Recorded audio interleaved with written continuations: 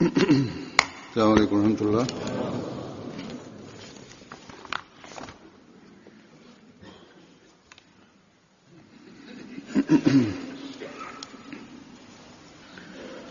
अशहदु अल्ला इलाहा इल्लल्लाह वहदहु ला शरीका लहु وأشهد أن محمدا عبده ورسوله أما بعد فأعوذ بالله من الشيطان الرجيم بسم الله الرحمن الرحيم الحمد لله رب العالمين الرحمن الرحيم مالك يوم الدين إياك نعبد وإياك نستعين اهدنا الصراط المستقيم صراط الذين أنعمت عليهم غير المغضوب عليهم ولا الضالين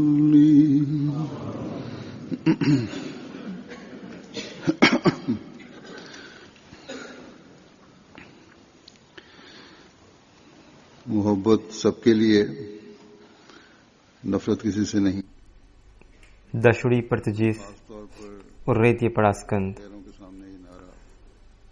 Këtë parull e paraqesim sidomos para të tjerëve. Ne e ngrem këtë slogan për të siguruar të tjerët që Gjemati Musliman Ahmedia dhe antarët e tij nuk kanë asnjë urrëtie apo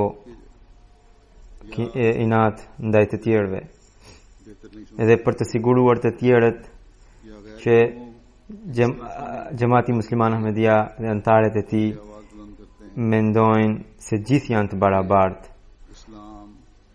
ose e ngrejmë këtë slogan për të larguar keqkuptimin se edhe për të siguruar të tjerët pra që Islami është feja e paqes dhe dashurisë dhe respekton ndjenjat e të gjithë njerëzve. Edhe ne e ngrejmë këtë slogan për të larguar keqkuptimin se gjoja Islami është fe e dhunës apo e barbarisë. Ne e ngrejmë këtë slogan për të rrëzuar muret e urrëties edhe për të përpjekur që gjithë njerëzit të jetojnë me harmoni, me dashuri. Pra nëse ne bëjmë qoftë një shërbim të vogël ndaj njerëzimit ose në një përpjekje për të përhapur fenë islame, këtë e bëjmë për arsye sepse ne duam gjithë njerëzit e botës, duam që të çronjosim farat e urrëties nga toka e njerëzimit edhe të përhapim dashurinë dhe zemshurinë. Pse e bëjmë gjithë këtë? Ne e bëjmë këtë vetëm sepse kështu na ka mësuar udhëheqësi ynë, i dashuri ynë, Hazrat Profeti Muhammed sallallahu alaihi wasallam. Ne e bëjmë gjithë këtë sepse ne kemi parë Profetin Muhammed sallallahu alaihi wasallam se si shqetësohej dhe përplite gjatë neteve të tij për hir të dashurisë ndaj njerëzimit, aq shumë sa që ai çante me lot përplite në sejdët e tij Dhe këtë përpelitje, këtë shqetësim të tij e ka përmendur Kurani famlart dhe ka ruajtur për ata njerëz të cilët do të ishin të pastër nga vrere helm ndaj tij, edhe të cilët do ta shikonin se si ky njeri tërë jetën u shqetësua dhe u përpëlit për hir të njerëzimit në netet e tij. Dhe këtë e ka siguruar Kurani edhe për muslimanët që ata ta ndiqnin pra rrugën e tij të bukur, pra të profetit Muhammed sallallahu alaihi wasallam. Kurani e ka siguruar në ajetin duke thënë Allahu i madhrishëm thot fala'allaka bakhi'un nafsaka ala atharihim in lam yu'minu bihadha alhadithi asafa. O Muhammed, ti a do ta shkatrosh veten nga brenga që këta njerëz nuk po besojnë në Zot? Kjo që u përmend në këtë ajet, për cilët njerëz profeti Muhammed sallallahu alaihi wasallam shqetësohej? Çfarë ata nuk besonin? Ata nuk besonin që të mos bënin shirk. Pra kur u thuhe që mos bëni shirk, ata nuk e pranonin.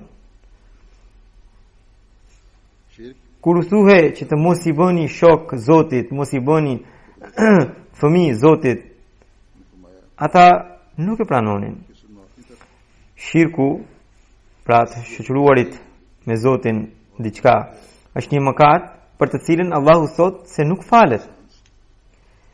Por shikoni dashurinë dhe dëmshurinë e tij që kishte dashuri ndaj çdo kujt, madje edhe ndaj atij që bënte shirk, në mënyrë që ta sillte profeti Muhammed sallallahu alaihi wasallam, pra ta sillte edhe atë në rrugën e drejtë. Pra kjo tregon që ne duhet të kemi përpjekjet maksimale në njërin anë, ndërsa në anën tjetër të kemi lutje të shumta ndaj njerëzve.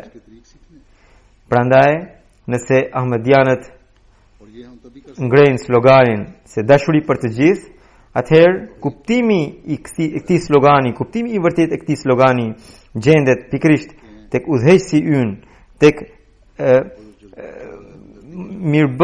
tek mëshiruesi i njerëzimit, pra që na tregoi mënyrën se si duhet ta bëjmë këtë. Edhe këtë ne mund të arrijmë vetëm atëherë kur ne do të ngrejmë nivelin ton të adhuruarit ndaj Zotit. Atëherë shohim, pra kjo ishte një shembull, po shohim edhe një shembull tjetër në kohën e Muhamedit sallallahu alaihi wasallam, që ai kishte kaq shumë dashuri dhe dëmshuri ndaj njerëzimit, saqë kur njerëzit, populli i tij e shqetëson temase, ai nuk lutet për shkatrimin e tyre, por i kërkon Zotit, o Zot, udhëzoje këtë popull, se nuk di se çfarë po bën. Njëherë kur disa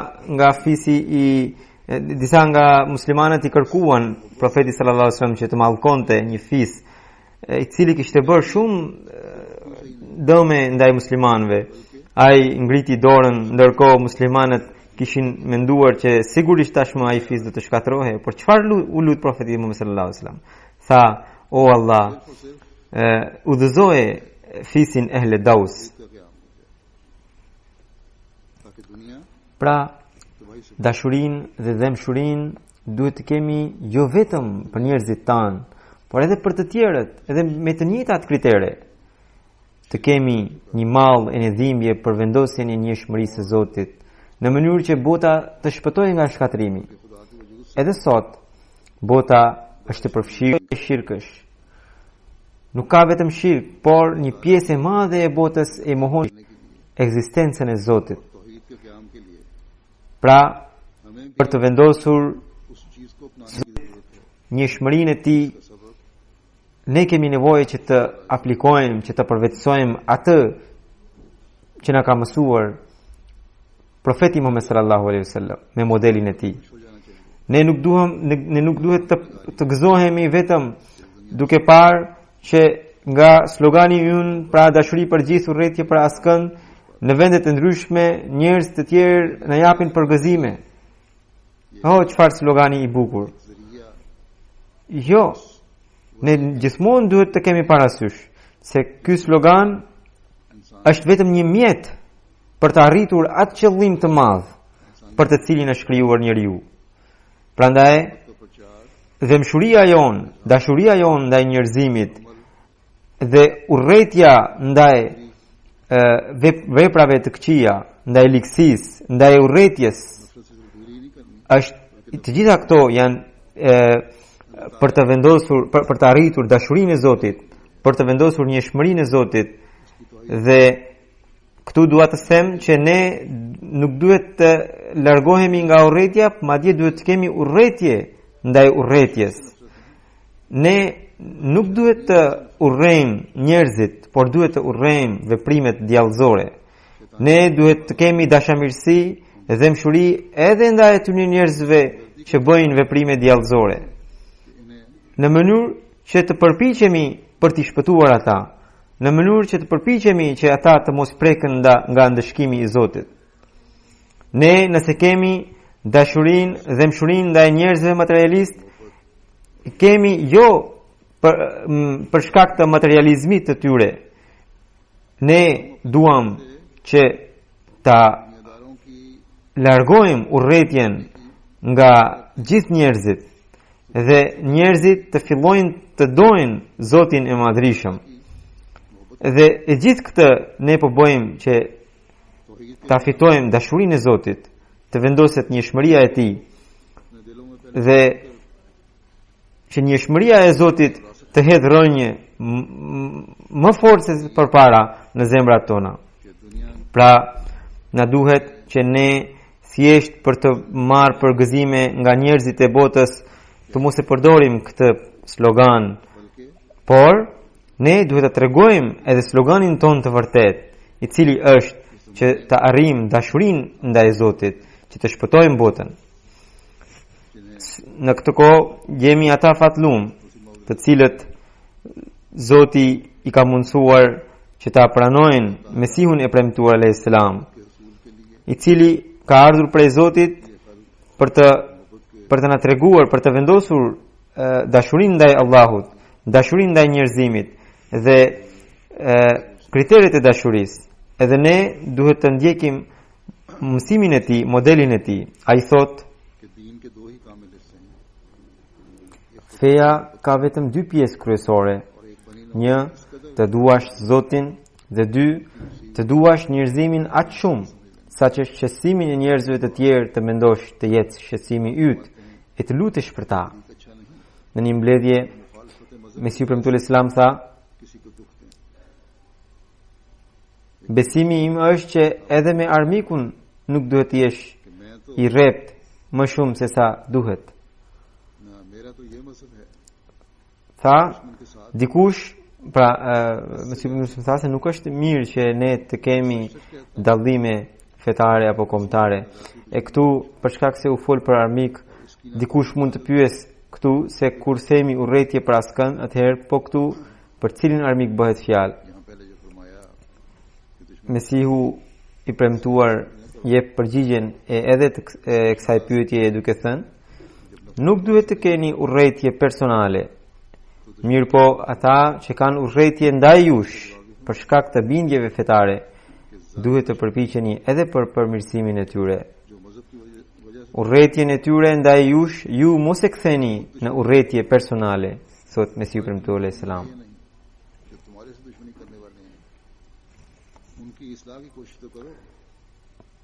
Për të larguar urrëtiet, Mesihu premtuar alayhis salam thot: është një mirësi shumë e madhe që të kesh dëmshuri e dashamirësi ndaj gjithë njerëzve.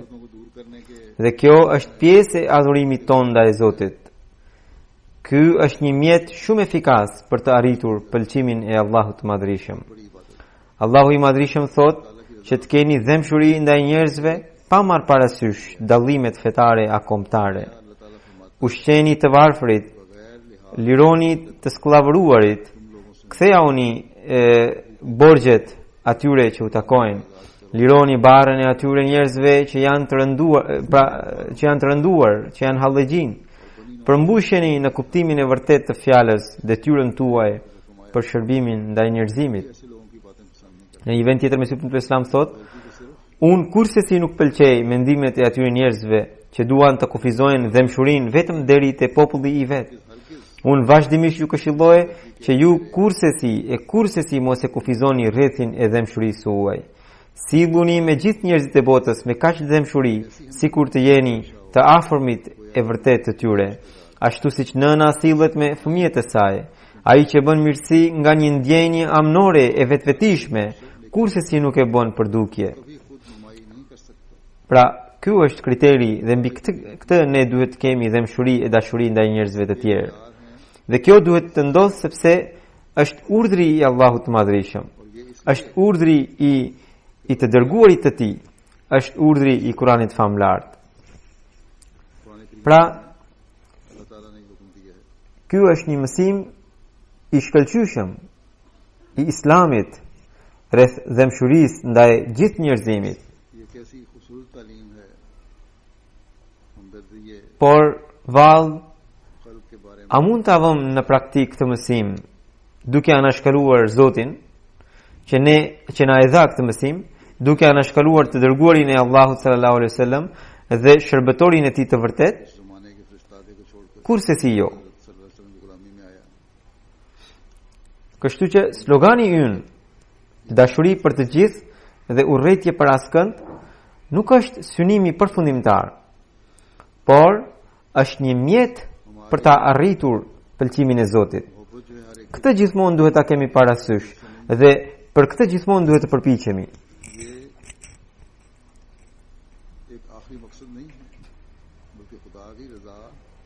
Ka disa ditë që unë ndjeva që organizata humanitare e xhamatit, e cila quhet Humanity First, desha të thosha organizatorëve që të cilët mendojnë se shërbimin ndaj humanizmit, ndaj njerëzimit të bëjnë duke e shkëputur veten tërësisht nga feja, do të gjejnë përgëzime të shumta. Unë u tërhoqa vërejtjen organizatorëve të qendrës që në këtë mënyrë ata ju nuk mund të shërbeni dot, sepse ju nuk mund të shkëputeni nga emri i xhamatit. Aty ku ka nevojë duhet ta përmendni edhe emrin e xhamatit. Gjithmonë duhet të keni parasysh se ne këtë shërbim e bëjmë për ta kënaqur Zotin e Madhërisëm, sepse është urdhri i Tij që ne duhet të shërbejmë ndaj njerëzimit. Dhe për këtë arsye u shërbejmë ndaj tyre. Dhe për ta kënaqur Zotin e Madhërisëm duhet të kemi pra dashuri ndaj njerëzve dhe duhet ta forcojmë adhurimin ton ndaj Zotit. Pa këto ne nëse bëjmë shërbimin ndaj njerëzimit nuk ka asnjë dobi. Unë pra organizatorëve të qendrës u kam treguar, u kam këshilluar.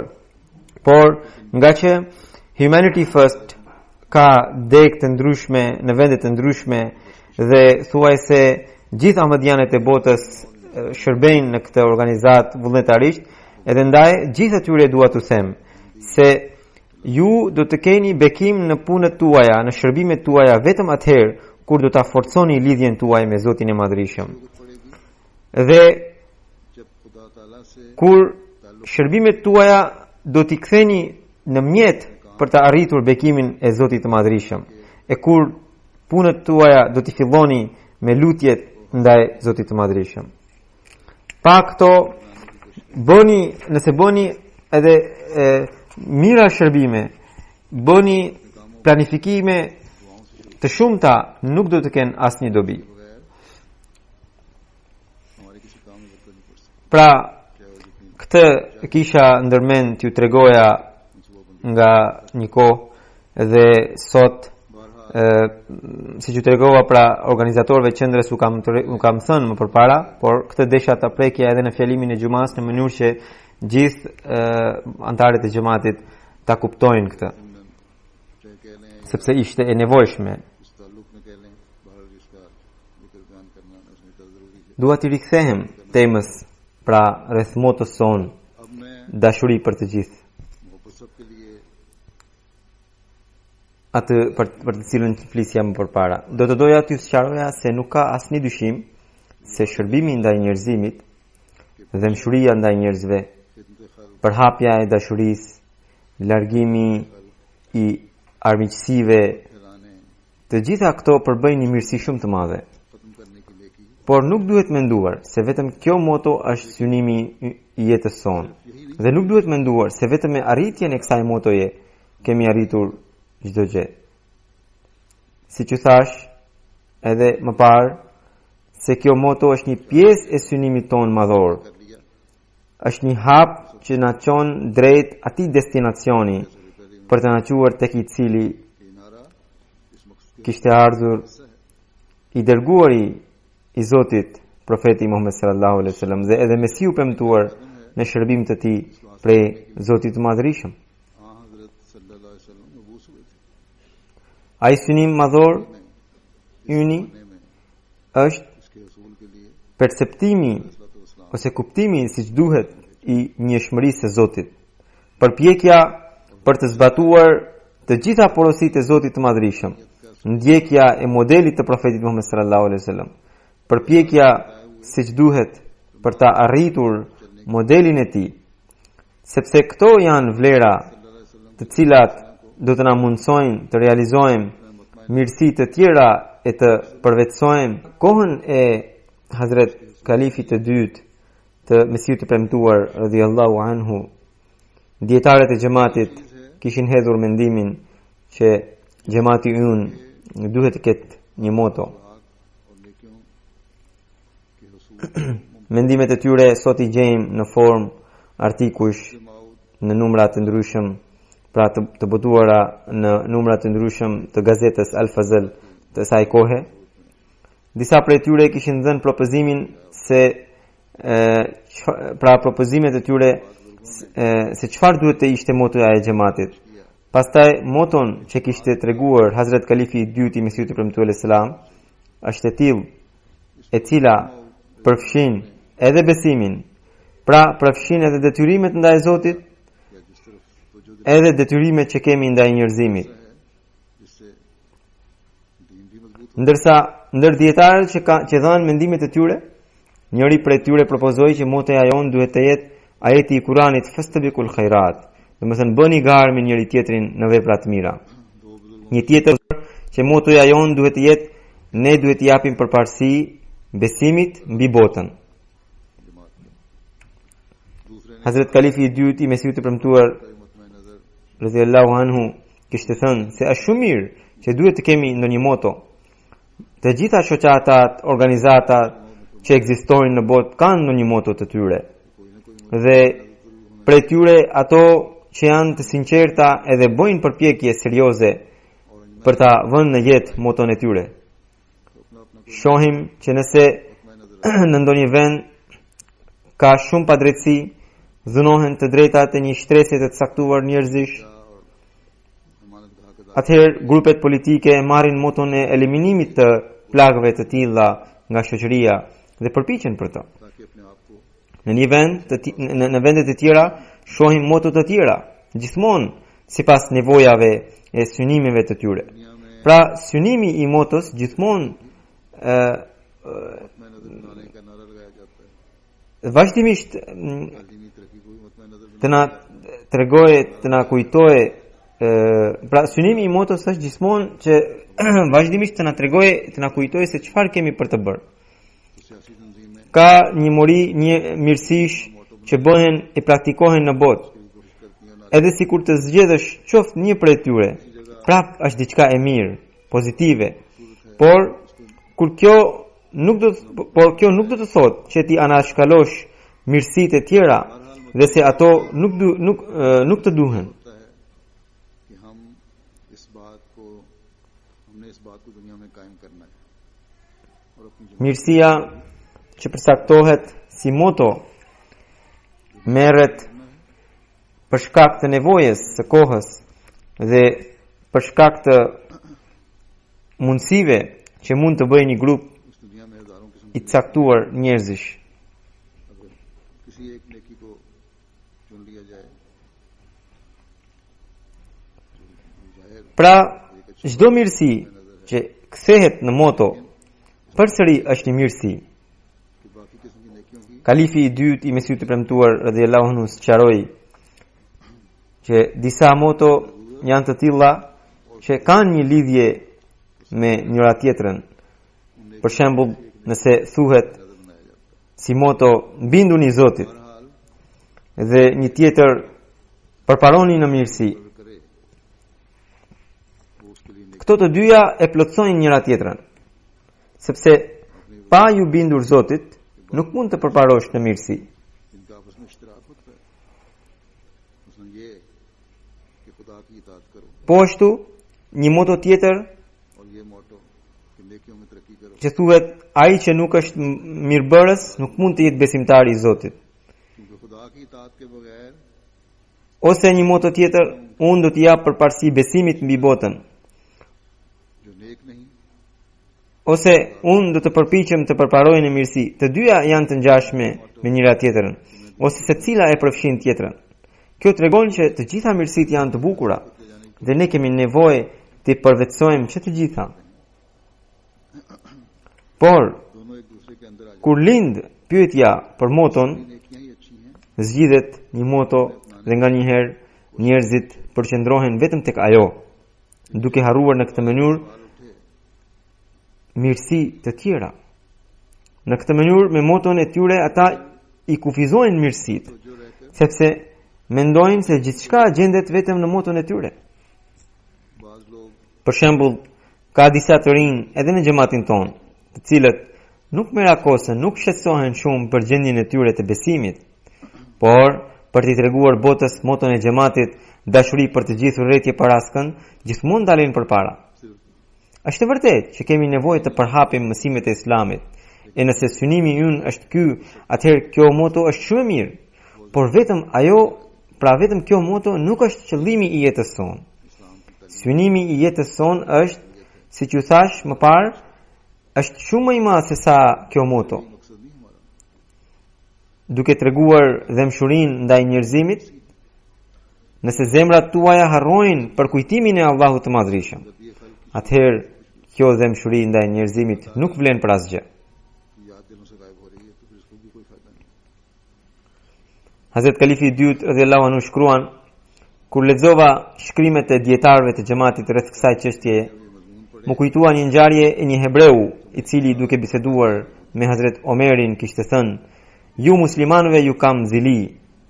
Hazret Omeri e pyeti: "Përse na ke zili?" करते हुए Ai tha: "Një veti shumë e madhe e Islamit është që nuk gjen ndonjë mirësi në botë që nuk është përmendur në porositë e Islamit në Kuranin famlar. Në Kuran kemi çdo lloj porosie dhe zgjidhje, qoftë për nevoja, probleme personale, qoftë për probleme ndërkombëtare." Hebreu tha pra, për këtë ju kam zili, për këtë ju kemi zili. Duke marrë parasysh këtë pikë, na rezulton qartë se nuk duhet ta përkufizojmë Islamin në ndonjë moto tonën. तमाम अहकाम Pa dyshim, और मसाइल और उनका हल इसमें edhe ajeti I Kuranit जैसी है që thot, से पैदा करती है bëni garë me njëri tjetrin për të bërë vepra të mira. Gjithashtu është një moto shumë e bukur. Por po ashtu, unë do t'i jap përparësi besimit mbi botën, është një moto shumë e mirë. Sepse edhe këtë Kurani e ka mbështetur në ajetin që thot: "Bal tu'thiruna al-hayata ad-dunya wal-akhiratu khairun wa abqa." Do me thënë, njerëzit naiv I japin përparësi jetës së kësaj bote, kurse në të vërtet ahireti është më I miri dhe më I qëndrueshmi. Ky ajet vjen në suren të cilën shpesh e recitojmë në namazin e xumas. Përveç këtyre, në këtë mënyrë mund të gjejmë një mori motosh nga mësimet e Kuranit famlart. नादान लोग दुनिया को दीन पर मुकद्दम करते हैं, हालांकि आखिरत Pra, दीन की जिंदगी का नतीजा cili mund të jetë ai mësimi i Kuranit që nuk mund të kthehet në moto?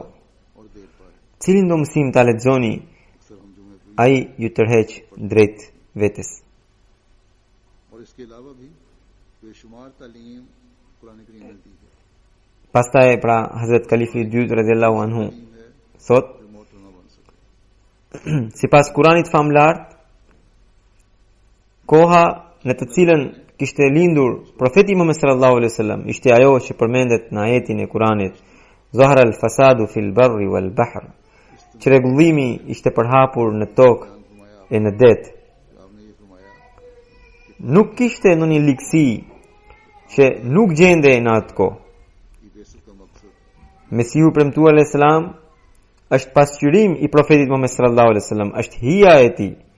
Për këtë arsye, edhe koha e tij është hija apo pasqyrimi i kohës së profetit Muhammed sallallahu alaihi wasallam. Dhe ne dëshmojmë që edhe sot çdo lloj ligësie ka arritur kulmin e saj. Wasim Prandaj sot më shumë se kurrë ka nevojë për ndjekjen e një feje të vërtetë. इस्लाम का जमाना भी Sot ka nevojë për të praktikuar të gjitha llojet e virtyteve. देखते हैं Ka nevojë për çdo lloj mirësie që mund të bëhet në botë. अपने को Aty ku besimi është zhdukur, janë zhdukur edhe virtytet madhore dhe është ndalur edhe përparimi i vërtet. मजहब की भी जरूरत है। Sepse ajo që sot njerëzit e quajnë përparim, është vetëm një shfaqje e interesave vetjake, qoftë individuale, qoftë ndërkombëtare. Sot përparimi i vërtet vërtitet vetëm rreth interesave vetjake të njeriut. Ky nuk mund të quhet përparimi i botës, sepse me anë të këtij përparimi përfiton një pjesë e botës, por skllavërohet një pjesë tjetër e saj, qoftë politikisht, qoftë ekonomikisht, qoftë në ndonjë mënyrë shoqërore apo në ndonjë tjetër. वो सिर्फ Pra, अपनी जात के लिए për këtë pjesën tjetër që u skllavërua, ky përparim gjithsesi nuk është përparim. फायदा उठा रहा है दुनिया का। Kurse ata që përparojnë, ata kanë interesat e tyre, realizimin e të cilave ata e quajnë përparim. या मुआशरती और इक्तिसादी Në një kohë të tillë किसी न किसी të thuash se këtë ajet ta bëjmë moton ton e atë ta lëm, तरक्की नहीं është një mendim krejtësisht i gabuar. रहे हैं Çdo ajet i Kuranit duhet të jetë motoja dhe synimi ynë. जिसको तरक्की का नाम देते Prandaj, motoja jonë në të vërtetë është ai, pra motoja jonë në të vërtetë është i gjithë Kurani famlart. हैं। नजर बनाओ इस्लाम को छोड़ दो, ये गलत है। Por nëse do të na duhet patjetër të kemi ndonjë moto, thot Hazrat Kalifi i dytë i Mesihut të premtuar radhiyallahu anhu, और होना चाहिए këtë çështje Zoti i Madhërisëm na e ka zgjidhur përmes profetit Muhammed sallallahu alaihi wasallam. Ajo moto tjetër nuk është diçka tjetër veç se la ilaha illallah Muhammadur Rasulullah. Nuk ka zot tjetër përveç Allahut, Muhamedi është i dërguari i tij. अल्लाह ताला ने Ky është thelbi i gjithë Kuranit famlar. Është shumë e vërtetë që të gjitha mësimet, të gjitha synimet madhore lidhen me njëshmërinë e Zotit. Po ashtu, edhe raporti i njeriut me njerëzit e tjerë dhe me Zotin e Madhërisëm po ashtu përfshihen të gjitha pra në këto gjëra, në tauhid, në njëshmërinë e Zotit pra. Tauhidi, pra njëshmëria e Zotit është diçka që na është shfaqur përmes profetit Muhammed sallallahu alaihi wasallam. Prandaj me moton e tauhidit Zoti e ka bashkuar edhe fjalët खुदा ताला से Muhammedur Rasulullah. ये भी तौहीद के अंदर आ जाती हैं। Gjë që na jep mesazhin se nëse doni të gjeni Zotin e vërtet, nëse doni të shikoni Zotin e Madhërisëm, atëherë shikoni nëpërmjet profetit Muhammed sallallahu alaihi wasallam. Si të thuash, i dërguari i Allahut është ato syze që të tregojnë fytyrën e Zotit të vërtet. E kur do të marrësh ndihmën e profetit Muhammed sallallahu alaihi wasallam, atëherë që nga fjala elhamdulillahi e deri tek nas, pra që është fjala e fundit e Kuranit, do ta shohësh vetëm la ilaha illallah e asgjë tjetër. जब आप सल्लल्लाहु अलैहि वसल्लम की मदद ली जाए Shkurt është qenia e bekuar e profetit Muhammed sallallahu alaihi wasallam, हर जगह e cila La me ardhjen e saj vendosi njëshmërinë e Zotit njëshmërinë e vërtetë të Zotit. Përndryshe, deri më përpara disa njerëz Uzairin e kishin marrë Zot, disa të tjerë Isain alayhis salam e kishin marrë për Zot, e disa të tjerë engjëjt i kishin pandehur si Zota.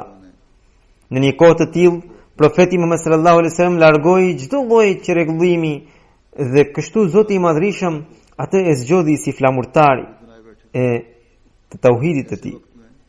Dhe me bekimin e Zotit, pikërisht nëpërmjet profetit Muhammed sallallahu alaihi wasallam, tauhidi u vendos në botë. Është motoja la ilaha illallah, ajo që ne ngrejmë edhe në ezanet tona për ditë. Kur dikush planon besimin e fesë islame, edhe ai dëshmon la ilaha illallah, sepse kjo është islami i vërtet. Nëse dikush dobësohet në besim, edhe shkaku i dobësisë së tij është largimi i tij nga motoja la ilaha illallah. Nëse njeriu do të ketë parasysh çdo herë la ilaha illallahun, ai do të jetë i mbrojtur nga dobësitë e tij në besim. Nuk është e mjaftueshme të thuash la ilaha illallahun vetëm me goje, siç bëjnë shumë njerëz. Ka plot që kur gënjejnë e përdorin pikërisht la ilaha illallahun. Kur të themi pra la ilaha illallah, duhet të kemi parasysh Zotin e Madhërisëm me të gjitha fuqitë dhe madhështitë e tij. Duhet të kemi parasysh frikën, ndruajtjen ndaj tij. Dhe siç ju thash më përpara, që realiteti i la ilaha illallahut na është shfaqur përmes profetit Muhammed sallallahu alaihi wasallam. Prandaj, derisa ne nuk thellohemi në profetin Muhammed sallallahu alaihi wasallam, ne nuk mund të kuptojmë siç duhet tauhidin e vërtet.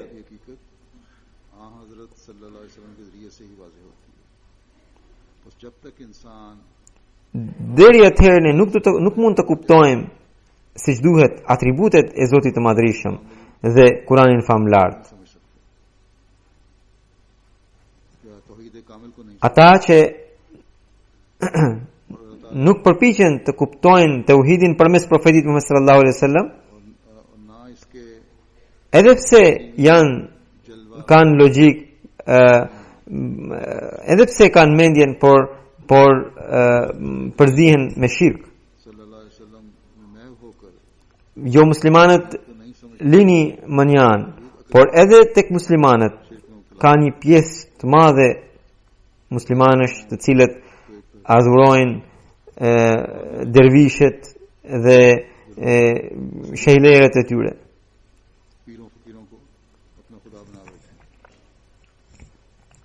Akuzën e ngrejnë kundër ahmedianëve, si gjoja, nauzubillah, ne nuk e respektojmë profetin Muhammed sallallahu alaihi wasallam dhe për këtë arsye jemi jashtë islamit sipas tyre. Por e vërteta është që janë këta jo ahmedian, të cilët nuk e njohën siç duhet pozitën e lartë të profetit Muhammed sallallahu alaihi wasallam. Dhe për këtë arsye janë larguar edhe nga tauhidi, pra nga njëshmëria e Zotit. Në këtë kohë, tauhidin e vërtet na ka treguar dhe na ka mësuar Mesiu premtuar alayhis salam. Këtë ai e ka arritur duke ndjekur maksimalisht profetin Muhammed sallallahu alaihi wasallam dhe duke u dashuruar me të. Pra ata që bota e quan, atë që bota e quan qafir, pikrisht ai është flamurtari i vërtet i tauhidit në këtë kohë. Ai kur u zhyt në dashurinë ndaj profetit Muhammed sallallahu alaihi wasallam, atëherë kuptoi se Hazrat Isa alayhis salam kishte ndruar jetë dhe se mendimi se ai është i gjallë ende është një shirk. Pra para ti qindra mira dietar musliman i atribuonin Hazrat Isait atribute të Zotit. Për shembull, thonë se ai është i gjallë ende në qiell. Ai ringjallte të vdekurit e vërtet. Ai kishte dijen e së padukshme se të tjera. Por fal Mesiu të premtuar alayhis salam, ne ahmedianët, madje edhe një fëmijë ahmedian jep argumente të logjikshme dhe historike që hedhin poshtë këto mendime. Në këtë mënyrë ka shumë të vërteta të tjera, të cilat Mesiu premtuar alayhis salam duke u dashuruar me profetin Muhammed sallallahu alaihi wasallam, duke u zhytur në shenjën e tij, arriti të na zbulonte dhe kështu na largoi nga shirku. Sot Mesiu premtuar selam është ai që i tregoi mrekullinë e la ilaha illallahut botës dhe provoi se pikrisht kjo është përmbledhja e Islamit, të cilën duhet ta kenë të gjithë adhuruesit e vërtet të Zotit të vetëm. Çdo gjë tjetër që vjen pas është vetëm shpjegim i saj. Ato shpjegime mund të jenë të ndryshme sipas mendjes dhe shijeve të njerëzve të ndryshëm. Për shembull, edhe vetë profeti Muhammed sallallahu alaihi wasallam dikujt i tha se mirësia më e madhe është shërbimi ndaj prindërve. Dikujt tjetër tha xhihadi në rrugën e Allahut. Dikujt tjetër i tha namazi i tahajjudit, pra namazi i natës. Pra profeti Muhammed sallallahu alaihi wasallam në ato porosi secilit i ka tërhequr vërejtjen për atë që i mungonte. Dhe edhe ajo nuk do të thoshte se mirësitë të tjera të liheshin anash. Prandaj nuk duhet të harrojmë se të gjitha porositë e Kuranit famlar janë shumë të mira në vendet e tyre, por tauhidi është mbi të gjitha. Ai është motoja e vërtet, të cilën gjithmonë duhet ta kemi parasysh. Kemi nevojë të kuptojmë siç duhet realitetin e tauhidit e të përpiqemi për vendosjen e tij. Tauhidi nuk është vetëm të mos adhurosh idhuj ose të mos besosh se ndonjë prej njerëzve është i gjallë me Zotin ose të mos i bësh partner Allahut. Tauhidi i vërtet lidhet me çdo veprim e çdo punë. Profeti Muhammed sallallahu alaihi wasallam pohonte tauhidin edhe kur shtrihe për të fjetur, edhe kur merrte abdes. Çdo herë kur njeriu mbështetet apo krijon varësi me ndonjë punë të botës, ai është duke bërë shirk. Atëherë, pohimi i tij se është adhurues i Zotit të vetëm është i rrem, sepse tauhidi në mënyrë të patjetërsueshme kërkon që njeriu të ketë shpresë vetëm prej Zotit. Pra, të gjitha motot e bukura janë të mira, por nëse njeriu dëshiron të bëhet adhurues i vërtet i Zotit të vetëm, i duhet që para tij të zhduket çdo gjë që ekziston përveç Zotit. Prandaj, motoja e vërtet e jona është la ilaha illallah, në të cilën përfshihen të gjitha mirësitë, dhe pikrisht kjo moto na zgjidh edhe problemi që mund të hasim për ta kuptuar tauhidin.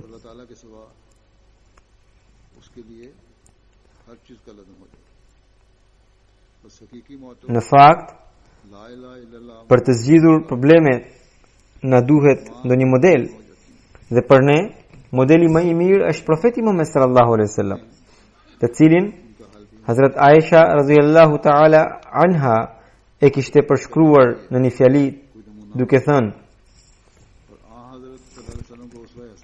Kana khuluquhul Quran. Morali i tij ishte vetë Kurani. Pra, në një fjali ajo na tregoi se cili mund të jetë niveli më i lartë i të kuptuarit të njohshmërisë së Zotit. Na tregoi se si mund të zbatojmë më së miri porositë e Kuranit dhe na nxori në pa edhe shpjegimin e atyre porosive. Pra, ai që ka kuptuar profetin Muhammed sallallahu alaihi wasallam e ka kuptuar edhe Zotin e Madhrishëm. Edhe pastaj ai që ka kuptuar Zotin e Madhrishëm ka kuptuar gjithçka. Sepse pikrisht shirku është rrënja e të gjitha ligësive, pakujtesive dhe mëkateve. Kurse qëndrueshmëria në tauhidin është ajo që i sjell njeriu të virtytet e larta, dijen, njohjen e Zotit, edhe shkencat e tjera, sepse drita e Zotit është një ilaç që ka shërim për çdo sëmundje. Prandaj, motoja jon që vetë Zoti na e ka përcaktuar është la ilaha illallah. Gjithçka tjetër është shpjegimi i saj që mund të na shërbejë si këshill. बाकी तफसीलात हैं जो Në këtë kohë, nga që Dejjali është shfaqur në botë me të gjitha fuqitë e tij, अपनी तमाम dhe synimi i tij është që t'i jap përparësi botës mbi besimin. Prandaj, दुनिया को दीन पर मुकद्दम रखना detyra jonë është që ne t'i bëjmë ballë atij e ta ngrejmë moton duke thënë se ne i japim përparësi besimit mbi botën. दीन को दुनिया पर Muqaddam Për këtë arsye, edhe Mesiu premtuar Islam i ka shtuar këtë thënie në kushtet e bejtit. शरायत Kjo do të thoshte se ne të përvetësojmë dijen dhe edukatën fetare aq mirë saqë kundër çdo akuze të kundërshtarit të arrijmë t'i tregojmë fytyrën e bukur të Islamit. E gjithë kjo të ndodh sepse duam të vendosim në botë La ilaha illallah Muhammadur Rasulullah. सब इसलिए कि हम Për këtë arsye kemi bërë bejtin e Mesiut të premtuar Islam në këtë kohë. जमाने में हज़रत मसीह मौऊद अलैहिस्सलाम की Allahu i Madhërisëm i kishte thënë Mesiut të premtuar Islam në një shpallje: हज़रत मसीह मौऊद अलैहिस्सलाम Khudhu at-tauhida, at-tauhida ya abna al-Faris. Do me thënë, o bitë e Persis, kapeni fuqishëm tauhidin. Tauhidin. नाल Faris Këtu me fjalët bitë e Persis nuk është vetëm familja nuk kuptohet vetëm familja e Mesiut të premtuar Islam, por i gjithë xhamati që shpirtërisht futet në fjalët bitë e Persis. Pra, ky urdhër është për të gjithë xhamatin. Kur njeriu është në vështirësi, zakonisht ai kap në një gjë. Pra i mbështetet dikujt atë diçkaje. E Zoti na thot, kur ju do të jeni në vështirësi, kapeni tauhidin, sepse në tauhid vijnë të gjitha gjërat e tjera. Prandaj është detyra e xhamatit ton që ai ta gjithnjë ta ketë parasysh moton La ilaha illallah. Sot, kur bashkë me shirkun, edhe mosbesimi po përhapet me shpejtësi. Madje, edhe mosbesimi apo ateizmi gjithashtu është një lloj shirku, ose mund të themi edhe kështu, që shirku është një lloj i ateizmit. E në një kohë të tillë, ne nuk mund ta përmirësojmë botën dhe ahiretin ton duke u kufizuar vetëm në një moto të caktuar prej nesh. Ne nuk mund të lëmë namazet tona me pretekstin për të shërbyer njerëzimit. Ai që bën një gjë të tillë ose thot një gjë të tillë, nuk ka asnjë lidhje me Mesiun e premtuar Islam. Prandaj, ne gjithmonë duhet ta kemi parasysh moton ton të vërtet, synimin ton të vërtet, në mënyrë që të fitojmë bekimet e botës dhe besimit. Allahu i Madhërisëm na e mundsoft këtë gjithë neve. अल्लाह ताला हम सबको इसकी हकीकत को समझने की तौफीक अता Dhe na bëft që ta kuptojmë këtë realitet. Pas namazit të xumas do të udhëheq një xhenaze e cila është e Siddiq Akbar Rahman sahibit, e të birit të Fajzur Rahman sahibit. Ai ndroi jetë më 7 maj nga kanceri në moshën 40 vjeçare. Inna lillahi wa inna ilaihi raji'un. 40 साल की उम्र में वफात हुई है इन्ना लिल्लाहि व इन्ना इलैहि राजिऊन Për nga përgjegjësitë, ai nuk kishte ndonjë përgjegjësi të madhe në xhamat, por si punonjës ai ka shërbyer gjallërisht xhamatit. खिलाफत से मजबूत Ai kishte lidhje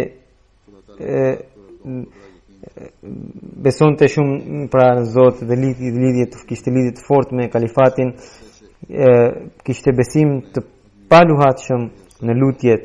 Namazet gjithmonë i falte shumë të gjata. Edhe gjatë sëmundjes ka qenë shumë i duruar me vullnet të lartë, pra e duroi sëmundjen. Zoti i mbuloft me mëshirën e tij dhe i dhënë të vend në xhenetet e pëlqimit të tij. I dhënë durim nënës, ka lënë pas bashortën dhe një djalë të vogël mbase një vjeç e gjysmë.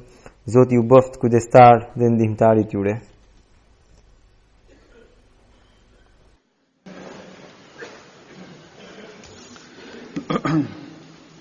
الحمد لله نحمده ونستعينه ونستغفره ونؤمن به ونتوكل عليه ونعوذ بالله من شرور أنفسنا ومن سيئات أعمالنا من يهده الله فلا مضل له ومن يضلله فلا هادي له ونشهد أن لا إله إلا الله ونشهد أن محمدا عبده ورسوله عباد الله رحمكم الله إن الله يأمر بالعدل والإحسان وإيتاء ذي القربى وينهى عن الفحشاء والمنكر والبغي يعظكم لعلكم تذكرون اذكروا الله يذكركم وادعوه يستجب لكم ولذكر الله أكبر